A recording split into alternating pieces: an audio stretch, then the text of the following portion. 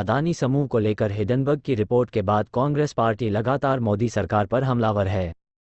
कांग्रेस ने आरोप लगाया है कि केंद्र सरकार मामले को लेकर चुप्पी साधे हुए है और जांच नहीं कर रही है। अदानी की आय इस तरह से बढ़ना सवाल खड़े करती है। आखिर मोदी सरकार जांच से क्यों भाग रही है? क्यों सरकार अदानी को बचाने का काम कर रही? इसकी सच्चाई लोगों को पता चलनी चाहिए। ये बयान आज शिमला में अखिल भारतीय कांग्रेस कमेटी के राष्ट्रीय प्रवक्ता अखिलेश प्रताप सिंह ने पत्रकार वार्ता के दौरान कही। पंजाब दस्तक के लिए सुरेंद्र राणा की रिपोर्ट। जो देश में चल रहा है ये बड़ा घातक है। अगर जिस तरह से अडानी साहब आगे बढ़े हैं, जितनी तेजी से, और सरकार जितनी तत्परता और तन्मयता से इनके आगे नतमस्तक है। सरकार सरेंडर बहादुर है दिल्ली में। अडानी साहब के आगे जो हमारी दिल्ली की सरकार वो सरेंडर है। एक आदमी इतना बढ़ा जो 2014 में 609वें पायदान पे था, 15-20 और इसी तरह उद्योगपति बना दिए होते अडानी मोदी जी, तो देश का बहुत बड़ा भला हो जाता, देश की इकोनॉमी पे भी भला होता। जिस युग में कोरोना पीरियड में पूरे हिंदुस्तान के सबकी इनकम घटी, सबका कारोबार घटा, उस युग में इनका सैकड़ों गुना कारोबार है, इनका वेल्थ बढ़ी। तो ये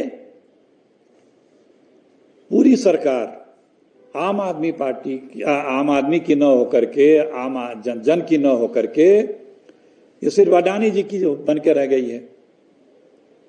और इस सरकार ने कान में तेल डाल रखा है, सुनती नहीं है।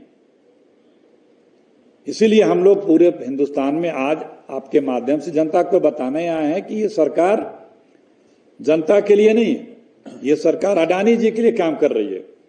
साहब जो है म्यूट मोड में है, और अडानी जी जो है लूट मोड में है। वो म्यूट है, ये लूट है। तो दोनों लोगों का ये नेक्सस चल रहा है। और देश की इकोनॉमी या देश के गरीब लोगों का सबसे विश्वसनीय जगह है LIC। कितना लाख हजारों करोड़ का नुकसान हुआ लोगों का। हमारे बैंक्स कोलैप्स करने की स्थिति में पहुंच गए। तो ये जो चल रहा है ये देश हित में नहीं है, ये सिर्फ मोदी साहब अपने हित में कर रहे हैं। और ये कांग्रेस पार्टी बर्दाश्त नहीं करेगी। हम आप लोगों के माध्यम से जनता के बीच में हैं। राहुल जी ने बात उठाई और ये इस पे नकेल या इस पे नियंत्रण होना भी जरूरी है हमारे देश के इकोनॉमी के लिए और दूसरे उद्योगों के लिए भी, और हमारे देश की सुरक्षा इत्यादि के लिए।